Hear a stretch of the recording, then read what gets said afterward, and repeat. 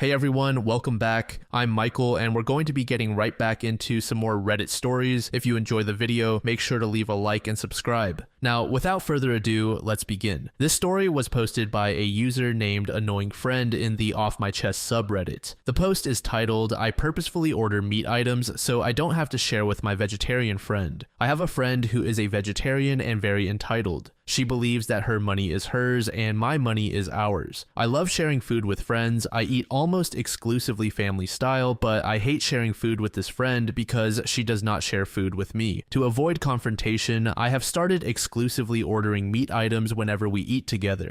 Recently, we went out to eat and I ordered chili cheese fries and I added steak. My friend interjected and asked if we could get the steak on the side so we could share. The waiter was like, sure, and I kind of just stared blankly, silently fuming. But then when the fries came, I immediately dumped all the steak on the fries and started mixing. She was like, wait, and I said, oh, sorry, and continued eating. She said she would have ordered more food if we weren't sharing, and I said, well then order it, but she didn't because she was trying to save money. She ate her sad salad and kind of passive-aggressively said, man, I wish I had some fries with this too. I ignored the tone and just responded cheerily, you should get some, they're good.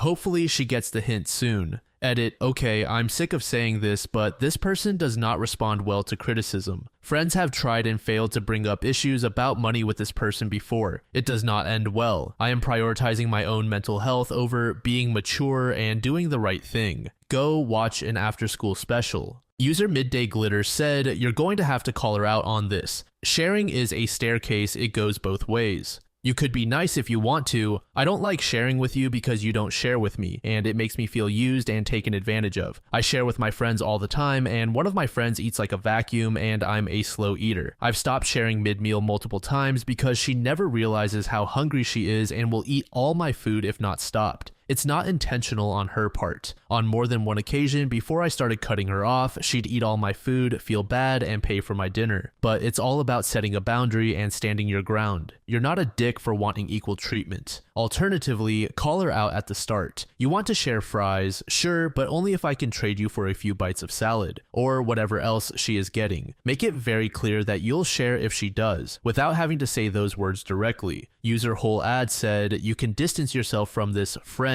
without causing drama. Have other plans. Say you don't feel well. Say you are busy. You have too much to do and would feel distracted. There are ways of slowly going low contact with people. I know some people have regular times that they meet up, like every Wednesday for lunch. Start being too busy or have a conflict or something. Honestly, this behavior from someone who thinks they'll eat your food is one of the rudest things I've heard about. About 2 months later, OP provided an update. My post blew up and lots of people asked for an update. Nothing too interesting happened until last week, so here it goes. TLDR of last post, Mooch, vegetarian friend who likes to steal food but doesn't like to share, keeps stealing my food, so I purposefully order meat items to not share. Update, long story short, I'm no longer friends with Mooch. Another instance happened that was the catalyst for me, but I didn't make a dramatic show of anything. I just slowly stopped going on outings where Mooch was invited. All of my friends seemed to think Mooch isn't that bad, so they weren't really wanting to ice her out for me, which is totally understandable. But unfortunately, it means I stopped hanging out with most of my friends. That is, until last week. My friends had planned a short spring break trip to Mexico. I didn't go because Mooch was invited. I even warned them that Mooch was going to make it miserable, but no one listens to me. And shocker to everyone except for me, the trip was awful. She didn't pay for a single thing. She still owes people her portion of the Airbnb and gas money for the drive.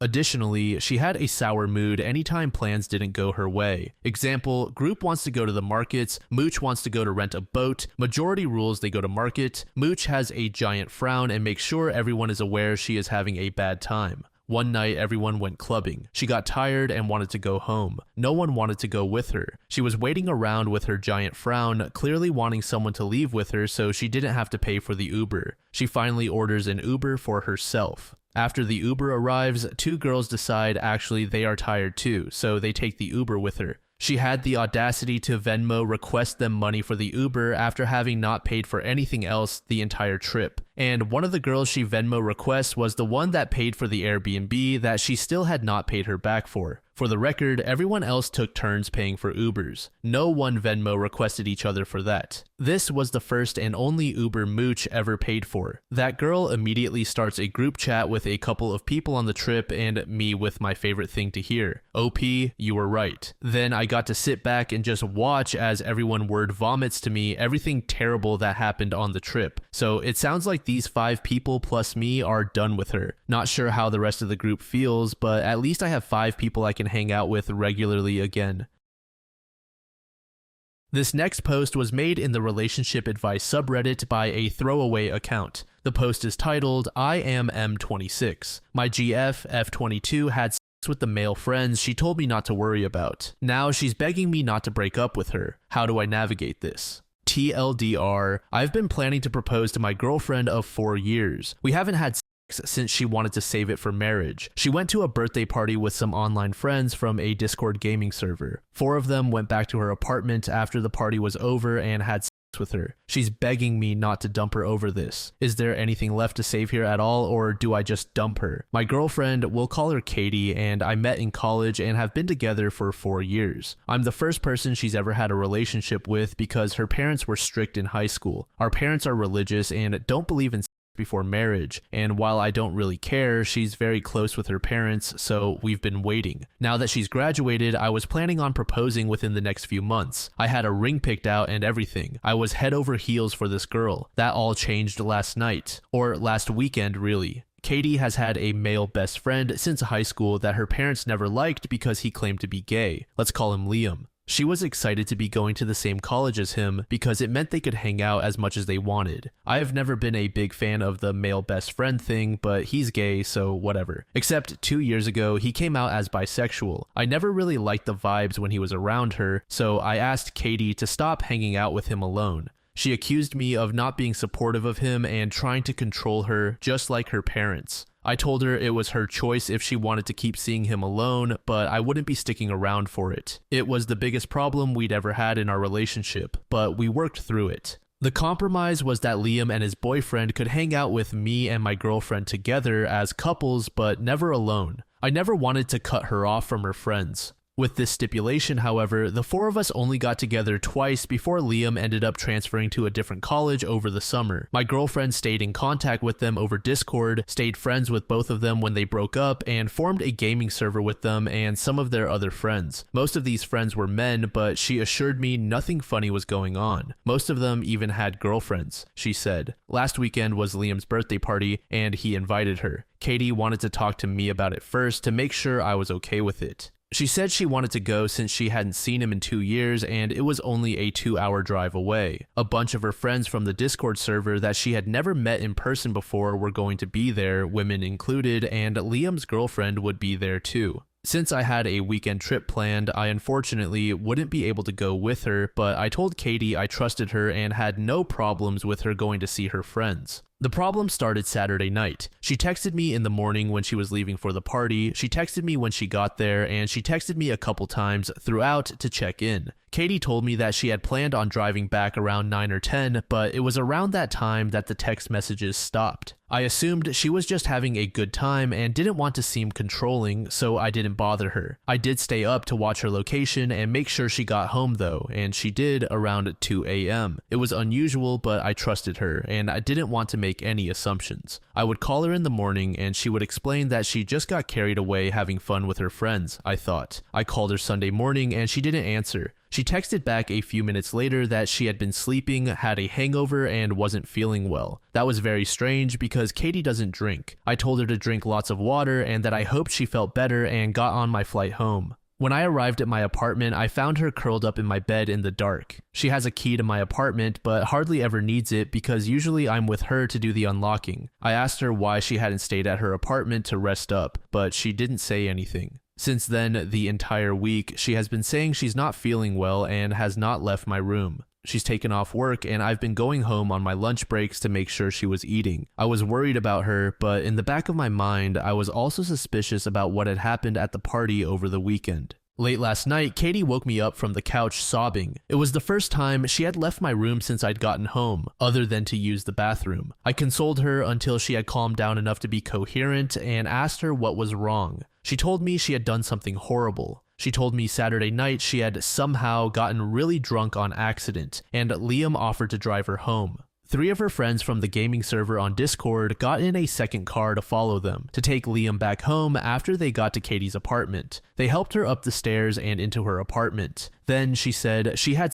with them, all 4 men. Katie said she doesn't remember most of it, that she was really out of it and didn't know what was going on. She said she's been sick ever since trying to figure out how to tell me, because she loves me so much and didn't want to hurt me, but gave away her virginity that she was supposedly saving for marriage to 4 other men, instead of the man who spent the past 4 years caring for her. She said she wanted to tell me right when I got back, which is why I found her in my apartment, but she couldn't bring herself to because she didn't want to lose me. She begged me not to break up with her. I told her I needed some time to myself to think. She then begged me not to make her go back to her apartment. I didn't feel like fighting, so I just told her she could go back into my room. I could hear her crying intermittently all night. I have to admit I was brought to tears myself. I can't believe how she would throw away our whole relationship, the 4 years we've built together over one party. I was going to propose soon. I trusted her, and now it's broken. I'm at work and I haven't been able to focus all day. Part of me wants to tell her to get out the second I get home, if she's still there, and that I never want to see her again. Part of me wants to talk to her more and see if there's anything left to salvage. I can't tell which side is more unreasonable. How do I navigate this? Update. I have heard everyone and am on the way home to go check on her. For those telling me to break up with her, even if it turns out not to have been, I could never forgive myself if it was, and I left her to deal with it on her own. I have made a new recent update for anyone concerned. Thanks to everyone for caring so much about my girlfriend. OP later posted an update saying the following: trigger warnings all over this. Sorry for everyone who didn't get that on my last post. My girlfriend has gone to bed early and I have nothing better to do, so I'm finally getting a chance to write this. First, something you can skip through to the actual update if you don't care. I think my other post was taken down for being fake. One of the biggest reasons people seem to think it was fake was because I wasn't spending time in the comments denying every accusation. I hadn't even opened Reddit since I left work to go check on Katie. It wasn't anywhere near my top priority at the time. For some quick and easy debunking though, one moment he says he has her location and the next he's surprised she's at his apartment. I checked her location Saturday night solely to make sure she got home okay. After that, I did not check her location because I am not a stalker who tracks her every move. On iPhone, it shows your location in the text messages with that person, so he either hadn't looked at their texts at all between his flight and getting home, or it's made up. Not everyone has an iPhone like you. I do, but my girlfriend doesn't, so we use an app. And no, I don't get notifications from the app because, again, I don't need to be a stalker. The random excessive details. Sorry, like I mentioned, I had been stewing on everything since she told me what happened that night, and I just wanted to get it all out. Those were all the details I'd had floating around in my head surrounding the situation. The update is full of typos while the main text is immaculate. OP only wrote the update and the TLDR. My apologies for being a bit of a mess and in a rush after realizing my girlfriend might have been raped.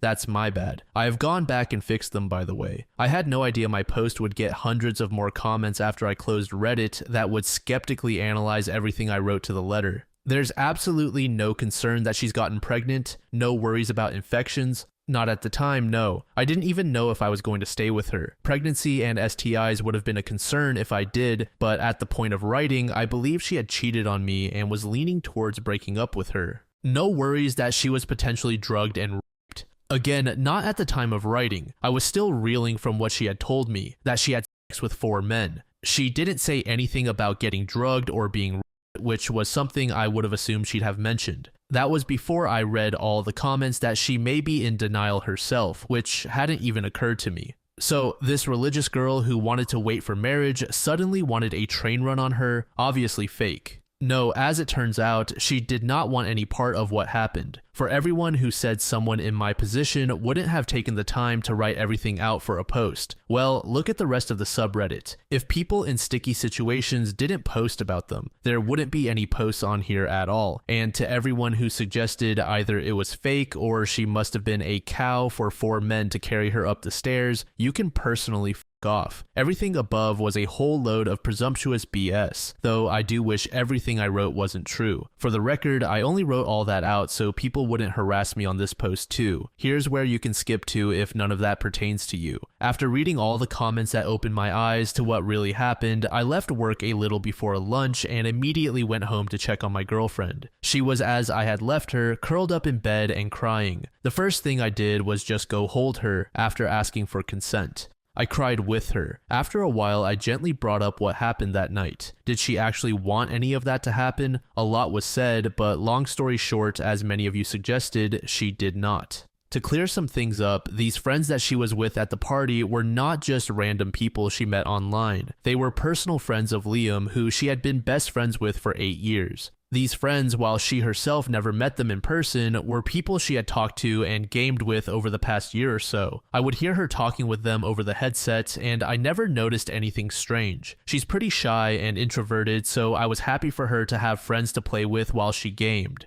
They weren't all men either. From what she said, there were 4 or 5 women in the server as well. Of the people at the party, 3 of the men and 2 of the women attended. Also, there were Liam's girlfriend, a couple of other friends, and a few of their partners. All in all, there were only around 15 guests, and everyone knew each other for the most part. It was never meant to be a huge thing, just a get-together of Liam's closest friends at his house. Alcohol wasn't even supposed to be a big part of it. At the beginning of the party, a lot of them just gamed together, since they hadn't been able to in person for a while. There was no big girl-guy separation, as a lot of people at the party were LGBT. Some people got in little groups to chat together, just general mingling, etc. About midway through the party, one of the guests poured everyone some mystery shots. Katie rejected it at first. Liam, however, urged her to for his birthday. When everyone else heard she'd never taken a shot before, they all egged her on too. It was just 1 shot. Liam insisted it would wear off well before time for her to head home, and if not, she could just wait however much longer until she felt comfortable driving. She felt like she had to. From that point, things got a little less clear. There was more hanging out, there was more alcohol, people kept handing her drinks and insisting. She didn't want to ruin Liam's party, and she knew if nothing else, he would look out for her. She didn't feel right, but Katie said she thought he would have told her if something was wrong, and he kept telling her everything was okay. She remembers feeling really sick. She remembers seeing others passed out on the couch. She remembers Liam saying he wanted to personally take her home to make sure she was okay. He felt bad he had let her get so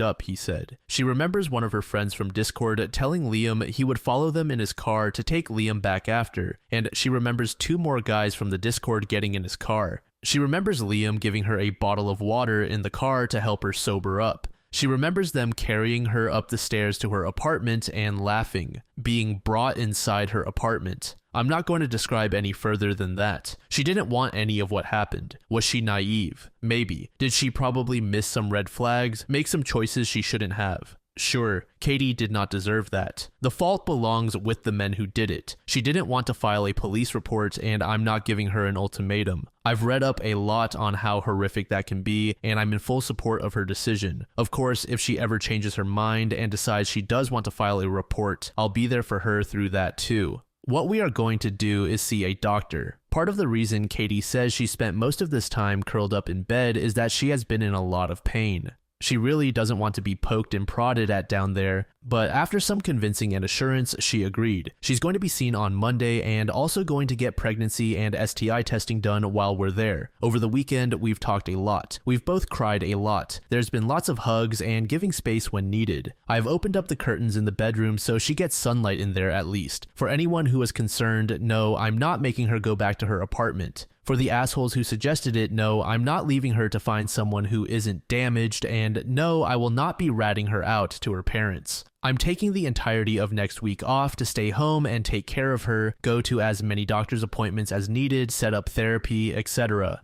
I don't think I can ever make up for leaving her alone the way I did this past week, but I will be there for her through anything and everything that comes next. whatever that may mean. Again, thank you to everyone from my first post who helped me realize what an egocentric dumbass I was being. I hope this update helps everyone who is concerned. Katie isn't okay right now, but hopefully we can get there. Edits. I re-uploaded the original post on my profile for those who were asking.